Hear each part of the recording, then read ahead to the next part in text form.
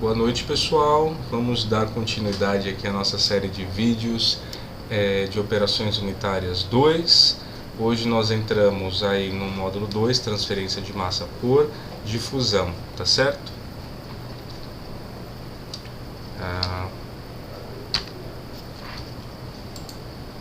Assim que o meu computador responder, a gente continua. Pronto, respondeu.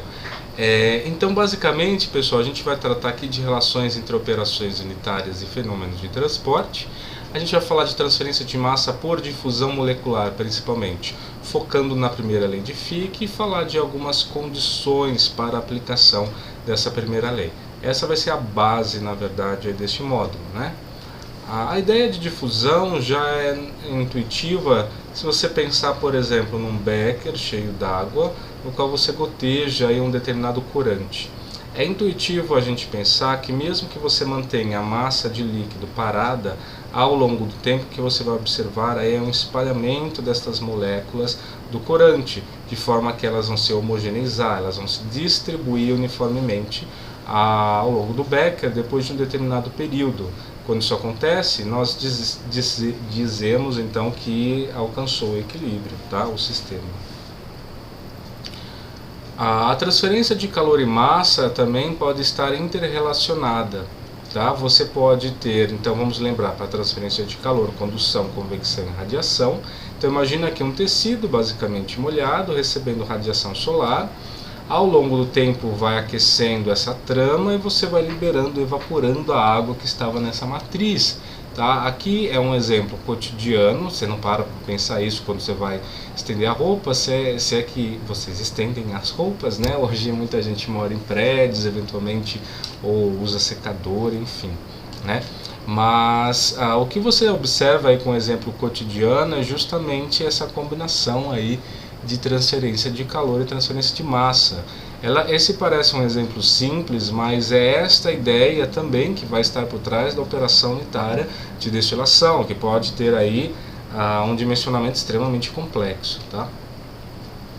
Então a transferência de massa, pessoal, é um processo de transporte onde existe a migração de uma ou mais espécies químicas em um dado meio, né?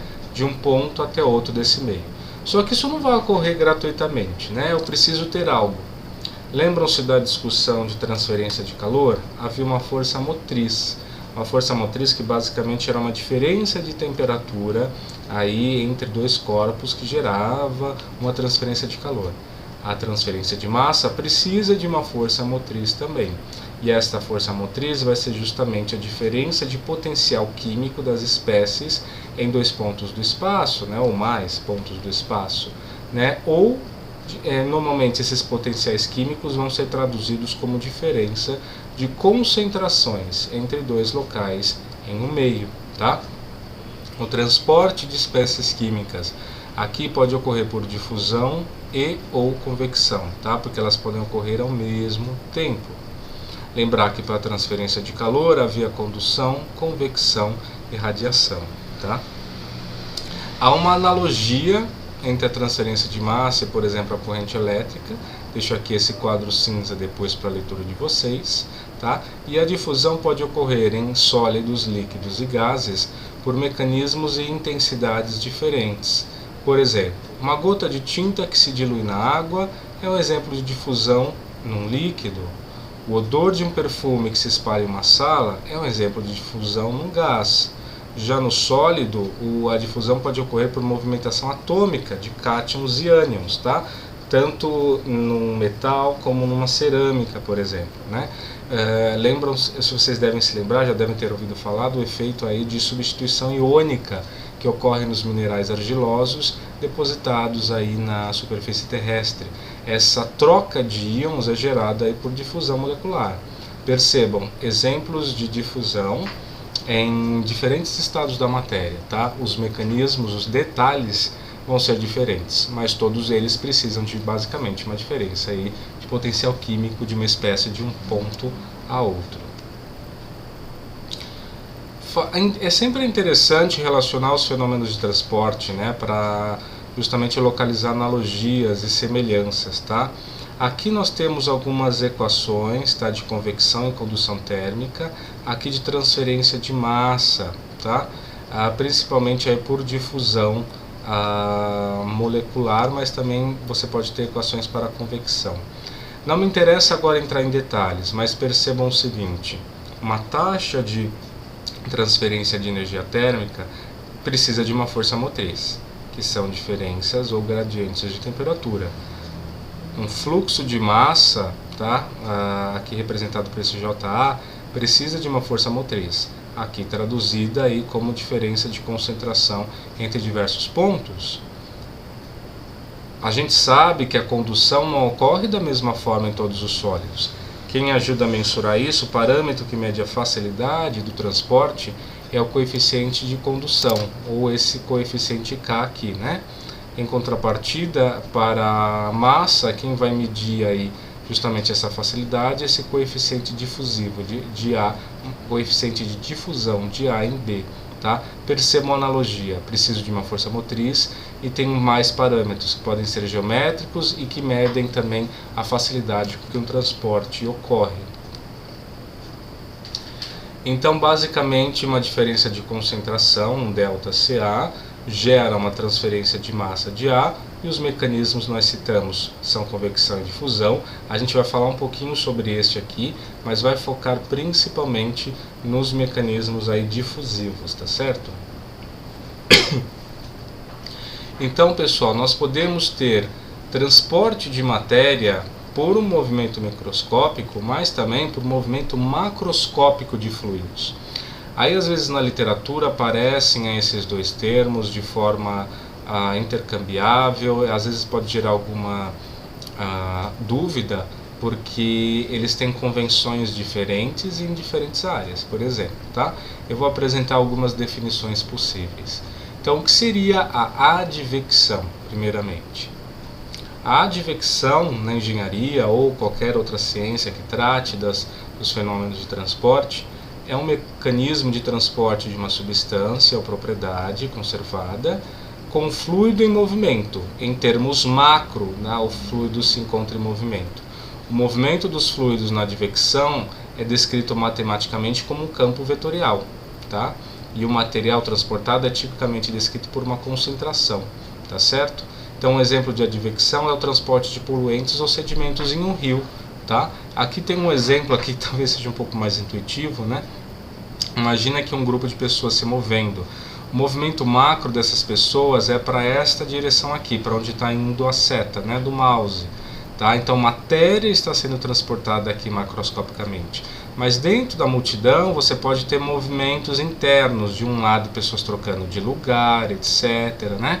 Bom, pensa no bloquinho, né? Uma coisa aí que no nosso passado recente, né, e vai continuar no passado por enquanto, né, nesse período de quarentena, mas basicamente um bloquinho é justamente isso. Você teria a advecção, é o movimento do pessoal seguindo o bloquinho, e a difusão seria a troca aqui de lugar entre as pessoas. Vai comprar uma cerveja aqui, um espetinho aqui, a pessoa que vai flertar com a outra lá, e isso vai acontecendo aqui dentro dessa multidão, tá bom? Um exemplo bem assim, digamos, carnavalesco, né?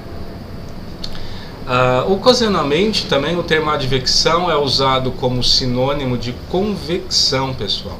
Tá? Só que tem que ter um cuidado com isso. É frequente a gente considerar a convecção como uma combinação da advecção e da difusão. Os dois estão ocorrendo, então eu estou tendo difusão molecular e estou tendo um movimento macro, tá? Que é justamente o que está escrito aqui. O termo advecção seria usado mais para o transporte no movimento macroscópico, escoamento, tá? Porém, nas ciências oceânicas e atmosféricas há uma diferença, pessoal. A advecção é entendida como movimento horizontal, aqui, por exemplo, dessas massas de ar, enquanto na convecção seria essa mistura vertical, que eu acho que é o sentido que a gente conhece mais, né? Fala de convecção, a gente lembra das correntes convectivas na atmosfera e tal. Só que esse é uma definição restrita a este contexto, tá? Para a gente interessa mais essa primeira definição aqui. Convecção como termo para descrever o transporte por difusão molecular e turbulenta combinados, tá? Como que eu caracterizo matematicamente um fluxo advectivo, né, em termos teóricos, tá? Então, basicamente, esse fluxo de massa, pessoal, o que é um fluxo, né? Lembrar, eu enfatizei isso em OP1, eu volto a falar isso aqui. Fluxo e vazão são coisas distintas. Uma vazão de massa é uma variação de massa por tempo. Fluxo é uma variação de massa por tempo por área, tá? Então, eu posso definir, por exemplo, o fluxo advectivo aqui nessa região, tá? Que vai ser o limite onde essas diferenças, né, tendem a zero, numa região cada vez menor, tá? Ou eu posso, é demonstrável que eu posso expressar o fluxo advectivo como um produto da densidade do meu fluido e o produto escalar, tá? Do vetor velocidade e um vetor normal à superfície, né? Por quê? Para o fluxo convectivo, ou seja, um fluxo que está atravessando essa superfície, não vai interessar tanto para a gente aí a componente perpendicular nessa superfície, ela não ajuda muito. Quem vai interessar justamente é a componente da velocidade que está projetada no vetor normal, fazendo com que a massa saia dessa superfície. Então por isso vai aparecer esse produto escalar, tá? Se eu quero saber um fluxo convectivo total em uma superfície, eu vou somando esses pequenos fluxos, ou seja, eu integro aos fluxos advectivos aí que estavam restritos numa pequena região do espaço, tá certo? Então falar agora um pouquinho, vamos focar agora na difusão, feito aí esse preâmbulo, tá? Sobre convecção e sobre o que necessita aí os mecanismos de transferência de massa. Então a gente diz, pessoal, que ocorre transferência de energia para o calor se houver uma diferença de temperatura, né? Que é a força de motriz no meio. Eu ressalto de novo porque isso é importante. A força motriz para a transferência de massa vai ser a diferença basicamente de concentração aqui para a gente, tá? E aqui aparece de novo aí o exemplo do corante, tá? A concentração do corante é diferente nesse ponto para esse. Como esse movimento é aleatório, haverá, e tem mais moléculas do corante aqui, há uma tendência dele passar daqui para as outras regiões na qual ele não está, tá?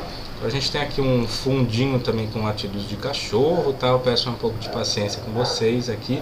Estou basicamente dentro de uma reserva natural, né? Com tanto pet que tem no entorno, né? Eu mesmo tenho alguns aqui em casa, tá? Então, pessoal, imagine o seguinte, onde vai ser importante? Imagine que você tem uma barreira, né? Essa geometria vai ser a primeira que a gente vai estudar depois, tá? De um lado dessa barreira, imagina que isso está separando, por exemplo, um tanque do meio externo, tá? Você tem uma concentração mássica de uma substância A, aqui na cota Z igual a zero, então A zero. Aqui você tem uma concentração mássica de uma substância A, agora aqui em Z igual a L, então CaL, tá? O fluxo de massa, o fluxo por difusão vai se dar no sentido da maior para a menor concentração, assim como a transferência de calor se dava da maior para a menor temperatura. Se você imaginar uma câmara, né, que tem essa distribuição de espécies A e B, por exemplo, o que a gente observa? Olha aqui, imagina uma superfície aqui, imaginária, tá? No primeiro momento pode ser realmente um vínculo, tá? Que está separando as duas partes da câmara. Mas se tem uma concentração A que é maior, percebam que as esferas que representam o A estão em maior número, aí isso vai caindo, né, ao longo desta câmara. Aqui você tem maior concentração de B, certo? Então a concentração é maior daqui para cá. Então o fluxo líquido de A vai se dar daqui da esquerda para a direita, o de B da direita para a esquerda. Imagina que você tira aí essa divisão. O movimento para um lado e para o outro, pessoal, é aleatório. Ele tem a mesma probabilidade de ir para a esquerda e para a direita. Só que como você tem mais moléculas A, então, o que você vai observar, dado que é a mesma probabilidade, né, a gente está assumindo isso, vai haver um fluxo líquido, né, isso vai se espalhar. É um processo estatístico, aleatório. Então isso vai tender a se espalhar ao longo da câmara. O que você vai observar é que as concentrações vão ficar constantes, né, depois de um determinado tempo. Tá? É basicamente o que está explicado aqui no slide, tá? E depois vocês podem ler, eu expliquei aqui usando essas figuras. A difusão molecular, pessoal, ela pode ocorrer nos 3 estados na matéria, mas ela é altamente influenciada pelo espaçamento molecular. Logo, ela ocorre mais facilmente em gases, porque tem um alto espaçamento molecular. em seguida em líquidos e depois sólidos. Alguns exemplos de difusão contemplando aí os 3 estados da matéria. Em gases, por exemplo, óxido nitroso e uma descarga de automóvel do ar, ou qualquer outro poluente aí derivado de nitrogênio. Para líquidos, oxigênio dissolvido em água. Lembra lá no módulo 1, a gente estava tratando lá dos exemplos com a lei de Henry, né? A lei que explica a solubilidade de gases em líquidos é justamente essa lei. Em sólidos, você pode ter, por exemplo, difusão de hélio em pirex ou carbono em matriz de ferro. Tá? No final do módulo há um exemplo desse. Tá? E basicamente, pessoal, se vocês se lembrarem também da discussão de OP1, lembra que a gente estudou um exemplo onde você tinha uma solução de água e ácido benzoico, aí você usava um solvente orgânico como benzeno para extrair esse ácido benzoico, uma grande parte dele, né, da água, para essa massa de benzeno. Só que chegava uma hora que se atingiu o equilíbrio, você não conseguia mais extrair, né? A concentração do ácido benzoico na água se igualava à concentração do ácido benzoico no benzeno. Então a extração líquido-líquido, vocês já devem ter feito experimentos com isso, né? A extração líquido-líquido é uma operação que envolve transferência de massa por difusão também. Claro, eu estou agitando o líquido, estou, mas para aumentar a área de contato, né? Eu vou depender da difusão de qualquer forma, tá? Opa. Eu posso ter também, pessoal, eu vou ter difusão ao longo de membranas. Uma membrana, por exemplo, usada para dessalinização de água ou para uma ultrafiltração, uma nanofiltração de qualquer espécie, tá? A maneira com o transporte dela ao longo da membrana é justamente a difusão. Então, os processos de, principalmente, mesmo a microfiltração, mas principalmente ultrafiltração e nanofiltração, dependem fortemente dos mecanismos de transferência de massa por difusão, tá certo? Numa célula combustível, você tem uma entrada de gás hidrogênio, né? Essa entrada de gás hidrogênio, o que vai acontecer? Basicamente vão ocorrer reações aqui de dissociação do hidrogênio, migração de elétrons. O hidrogênio precisa migrar ao longo dessa membrana de permutação, né, de prótons para encontrar do outro lado o oxigênio, né, e formar água, né? Ou seja, produzir energia elétrica, e o subproduto dessa geração é a água. Tá? Os mecanismos de difusão aqui são complexos, são altamente estudados, e alguns de vocês devem inclusive ter feito aí alguma iniciação na parte de células a combustível lá do IPEM. E vocês sabem que há vários tipos de células, né, mas em todas elas a difusão é muito importante. Como que a gente quantifica essas coisas? Aí começa a parte divertida do módulo, né? Quem vai quantificar então a difusão vai ser principalmente a primeira lei de Fick, né, para estado estacionário. Tá? Então a equação para a taxa de difusão de massa é conhecida como lei de Fick, tá? E para a transferência da espécie A em uma mistura binária A e B, a gente vai começar considerando apenas misturas binárias, pode ser representada de duas formas, pessoal. Então não deixem a equação assustar vocês. Tá? Eu estou representando aqui no meio basicamente qual é o nosso sistema de coordenadas. Aqui o versor da direção X, o versor da direção Y e o versor da direção Z. Olhem esse exemplo aqui, pessoal. A difusão não ocorre apenas numa direção e no sentido, ela é tridimensional. Então esse movimento é complexo. E mais um movimento complexo, a matemática nos ajuda a fazer isso, pode ser destrinchado ou decomposto em 3 componentes.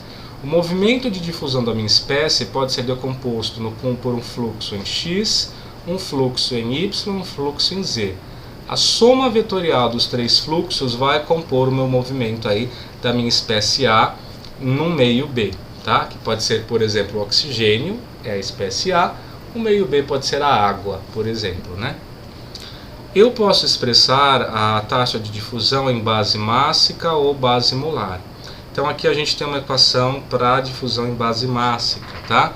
Então esse JA, pessoal, isso está em negrito, tá? Quando está em negrito é outra forma de eu representar um vetor. Eu não preciso necessariamente pôr uma seta em cima. Então JA em negrito é um vetor.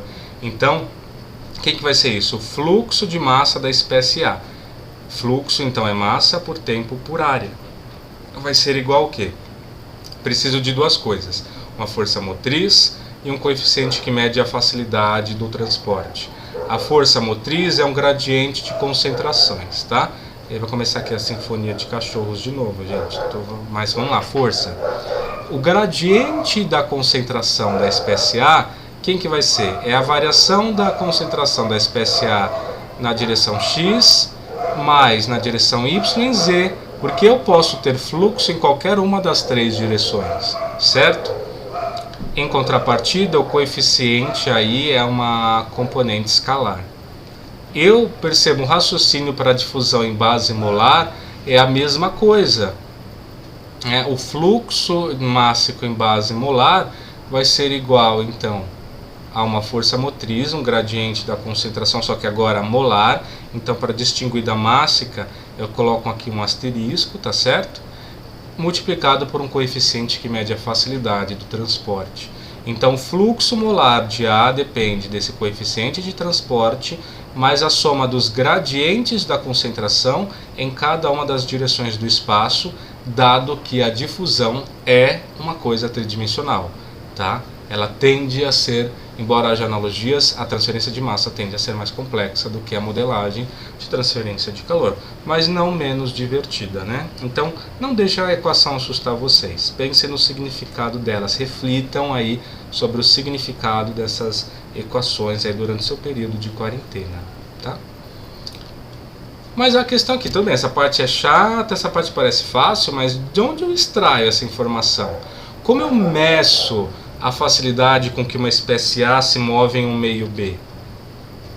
Para entender um pouco do que depende o coeficiente de difusão, se eu estiver tratando de difusão em gases ideais, a teoria cinética dos gases pode ser utilizada para demonstrar o seguinte: a difusividade vai ser proporcional ao inverso da pressão e proporcional à temperatura elevada a 1,5. Então vamos entender, por que inverso da pressão? Então aumenta a pressão, diminui a difusividade? Sim, por que nós falamos aqui? Tem um slide que a gente falou, só um instante que eu vou achar. Basicamente, pessoal, não achei, tá? Mas aqui em algum momento, em algum ponto do slide, está dizendo o seguinte, que a difusão molecular depende do espaçamento aí que você tem aí entre uma espécie e outra, tá? Entre uma molécula e outra, tá certo? Não achei, sumiu, gente, mas vocês se lembram, tá aqui porque a gente comentou, tá certo? Então vamos voltar apenas esse rolê aí pelos slides, já voltamos à programação normal aqui no slide 18, né? Então, se eu aumento a pressão, diminui a difusividade, porque diminui o espaçamento intermolecular. Em contrapartida, se eu aumento a temperatura, aumenta a difusão, porque, lembra, a temperatura está associada a um grau de agitação maior. Então, né, isso daí é intuitivo, tá certo? Mas é extremamente difícil obter aí um coeficiente de difusão a partir de primeiros princípios, tá? Até porque essa relação se aplica a faixas de pressão e temperaturas restritas, tá? Ela é útil para algumas estimativas, mas ela não serve, por exemplo, para difusão em líquidos, né? A gente está falando de gás ideal. Para misturas binárias líquidas, é mais recomendado estimar o coeficiente de difusão por medições experimentais, tá? Uma dependência observada, tá, para esse coeficiente de difusão seria a seguinte: aqui é algo mais geral que pode ser usado para líquido. Ele vai depender de um fator pré-exponencial, tá, e um fator exponencial, onde o argumento da exponencial é composto por uma energia de ativação, tá, e uma constante dos gases e temperatura absoluta. Então, o que vocês estão vendo aqui, pessoal, são experimentos controlados, onde se media aí os fluxos de massa, se conhecia os gradientes, e então obtém-se aí os coeficientes de difusão em função da temperatura. Já se atentem para o seguinte, né? Acho que eu não comentei lá no outro slide, mas qual que é a unidade do coeficiente de difusão? É área por segundo. Vamos voltar aqui nesse slide aqui, ó. Coeficiente de difusão mássico, metro quadrado por segundo. Para molar também, tá? Não vai mudar a unidade do coeficiente de difusão. O que vai mudar é a unidade de concentração. Aqui é massa por volume, aqui é mol por volume, tá? Se vocês fizerem análise dimensional, vão perceber que essas coisas são coerentes, tá? Então, falamos aqui qual que é a cara das equações das funções de difusividade, tá? Mas esses experimentos podem até não ser tão fáceis também de se implementar. Só para a gente ter uma noção de valores, eu coloquei aqui nessa tabela 5, tá? Os coeficientes de difusão aí na água e no ar. Então, por exemplo, pessoal, metanol em água para 15 graus Celsius, da ordem de 10 a menos 5 centímetros quadrados por segundo, tá? Etanol em água, da ordem de 10 a menos 5, ácido acético em água, da ordem de 10 a menos 5, etilbenzeno um pouco menor ainda, né? Aqui a gente já começa a ter moléculas maiores, então a difusão tende a ser mais retardada. Olha para o ar, pessoal. No ar a gente basicamente chegou aí na ordem de 10 a menos 1, a gente mudou 4 ordens de grandeza aí pelo menos, tá? Aqui então nesses 4 primeiros a gente está falando de difusão em líquidos, aqui de difusão em gás. Lembre-se da discussão no início do módulo. A difusão ocorre mais facilmente quanto maior o espaçamento intermolecular. Então ela ocorre mais facilmente em gases do que em líquidos. E o que vocês estão vendo aqui é justamente isso aí de forma numérica. Tá certo? Algumas condições, pessoal, deixa eu ver até onde eu vou falar até essa aplicação 1. Algumas condições restritivas aí da primeira lei de Fick, tá? Embora haja uma analogia entre os dois mecanismos de difusão, a difusão de massa ela é mais complicada que a combustão, tá? Porque a difusão de massa pode resultar também de outros gradientes, além do gradiente de concentração. Ela pode aparecer em virtude de gradientes de temperatura, de pressão, uma força externa, tá? Principalmente porque fluidos são comprimíveis, então eu posso ter efeitos de compressão e descompressão por causa da temperatura e pressão, e isso vai gerar um movimento aí de massa de um ponto do espaço aí para outro, tá? Mas os casos que a gente vai estudar são casos em que a força motriz dominante é o gradiente de concentração da espécie considerada, e não esses gradientes aí, essas forças motrizes alternativas. Além disso, até agora a gente não falou sobre o movimento do meio. Quando a gente está falando de difusividade de A em B, a gente está focando aí, assumindo que o meio está parado, mas ele não precisa estar, né? Lembrar que eu posso ter a advecção junto com a difusão, de forma que o fluxo da espécie A, o fluxo total, seria uma soma do fluxo difusivo, que eu modelo utilizando a primeira lei de Fick, mais justamente um termo que representa o movimento macroscópico do fluido. Aí uma multiplicação da concentração de A pela velocidade, tá? No caso de eu poder desprezar o movimento da espécie do meio B, que é o que a gente vai focar, então eu posso dizer que o fluxo total de A é igual ao fluxo difusivo daquela espécie, tá certo? Basicamente, pessoal, então algumas relações úteis também para uma mistura binária. Aqui são detalhes, tá? A gente não vai usar tanto isso. Mas se eu considero o fluxo da espécie A ou se olho para a espécie B, tanto faz, eu estou vendo facetas diferentes da mesma coisa. Se eu olho para cá e vejo que A aqui se difunde para cá em torno de B, B também se difunde no meio de A. São duas, é como se eu estivesse olhando de dois lados. Normalmente a gente olha do lado de quem está menos concentrado, tá? Mas a soma desses dois movimentos então daria zero, né? Porque um movimento está ocorrendo com uma intensidade para um lado, significa que o movimento do outro lado para este primeiro também ocorre, só com o sentido contrário. Então essa soma é nula. Um gradiente da concentração de A é menos um gradiente da concentração de B. Isso daqui você pode verificar, acho que até mais facilmente neste gráfico, tá? O sentido aqui do gradiente é diferente para A e para B, né? Eles variam em sentidos contrários, tá? São apenas aí observações, consequências aí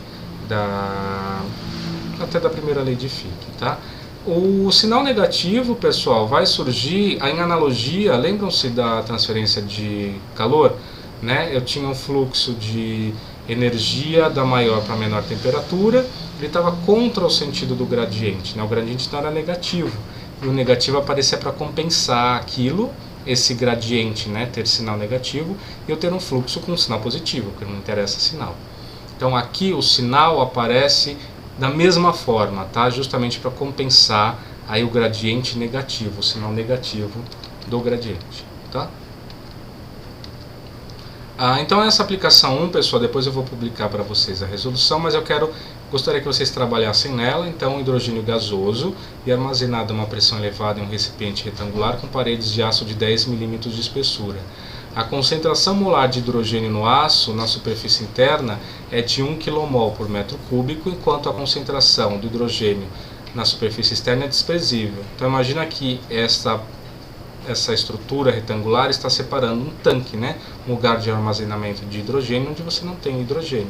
Então você tem um gradiente que decresce da esquerda para a direita, tá? O coeficiente de difusão binária dado para vocês em metros quadrados por segundo. Ele pergunta já qual que é o fluxo de difusão molar aí para o hidrogênio através do aço, tá? Então a gente vai estar analisando aqui uma difusão em meio sólido, tá? Você pode pensar, não, mas é um tanque, então não vai sair hidrogênio, que é um tanque. Mas pasmem, sempre sai um pouco. É muito pouco. Isso daí você nem vai observar no tempo de vida útil do tanque, mas sai. E por isso que espessura de tanque é um parâmetro importante de projeto. O material também, eu não vou usar um material poroso, né, para separar um tanque de hidrogênio. Aqui o fluxo difusivo da espécie A vai ser o fluxo total, porque obviamente a gente não está assumindo que o meio não está se movendo, né? O meio não se move. Então eu tenho justamente esse caso aqui, ó, que o fluxo da espécie A é só o fluxo difusivo. Estou desprezando qualquer movimento macro do meio onde ocorre a difusão, tá? Então eu vou parar esse vídeo aqui por aqui, pessoal. Eu peço que vocês trabalhem aí nesse exemplo. No próximo vídeo a gente termina então a explicação deste módulo, tá bom? Trazendo aí mais algumas informações novas para vocês, tá bom? Fiquem ligados e bons estudos. Tchau, tchau.